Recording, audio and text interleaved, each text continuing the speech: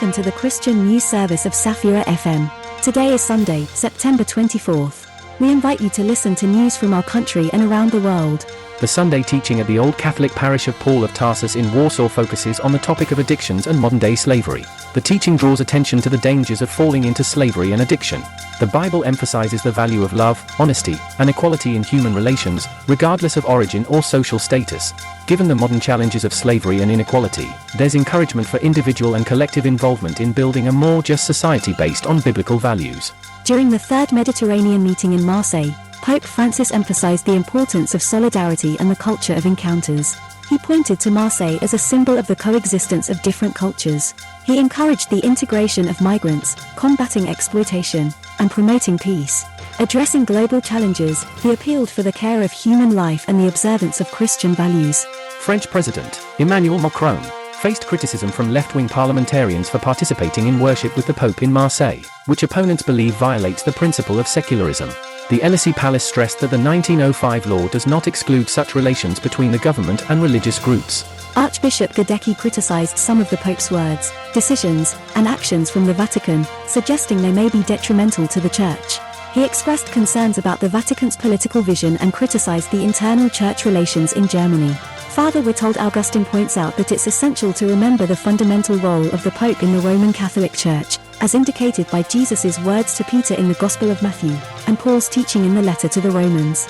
Instead of rash judgments, humility, reflection, prayer, and reliance on the Bible are needed. In any discussion about the Church's future, the good of the community and the truth of the Scriptures should be prioritized over individual benefit and fleeting media attention. The spokesperson for the Roman Catholic Diocese of Calais reported that compensation has been paid to Bartłomiej, a victim of sexual abuse by a priest. He denied reports of bailiff intervention in the case. The diocese expressed regret for the harm and emphasized its determination in preventive actions, ensuring that the church remains a safe place for children and the vulnerable.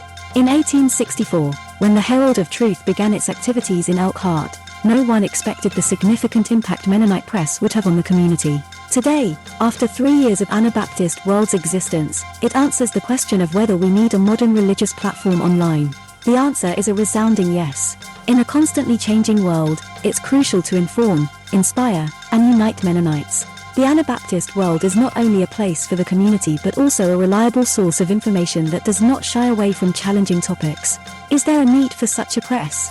Absolutely, but readers will decide its future. Although all forms of life on Earth, from singing birds to rustling trees, constantly exchange data, the human technosphere grows at an alarming rate. Interestingly, if this technological growth is common for advanced civilizations, it might change the way we search for extraterrestrial life. We look for technological rather than biological signals.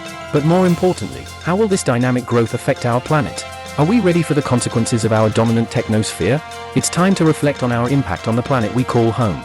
Maximilian Gosda, a graduate from Lodz, won first place in the European Young Scientists competition for legal analysis in the social sciences category. Gosda received a large cash prize and the opportunity to participate in the International Youth Science Seminar in Stockholm.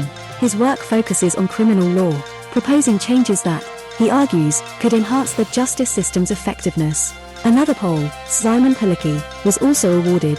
The next edition of the competition will take place in Poland, and entries are accepted until December 15th. Does history repeat itself? The Qing dynasty in China, despite its two-century success, fell by 1912. New research points to 3 key factors for its downfall: the 19th century population explosion, increasing competition within the elite, and growing state financial problems. Population growth led to overcrowding, poverty, and an excess of skilled bureaucrats who couldn't advance. The costs of maintaining order, declining silver reserves, and opium imports deepened the issues. Researchers compare the Qing dynasty's downfall conditions to challenges faced by modern societies, like rising inequalities. They emphasize that governments should be aware of such threats, as history might repeat itself. This was the news service from Safira Radio. We're glad you're with us. May God bless you all.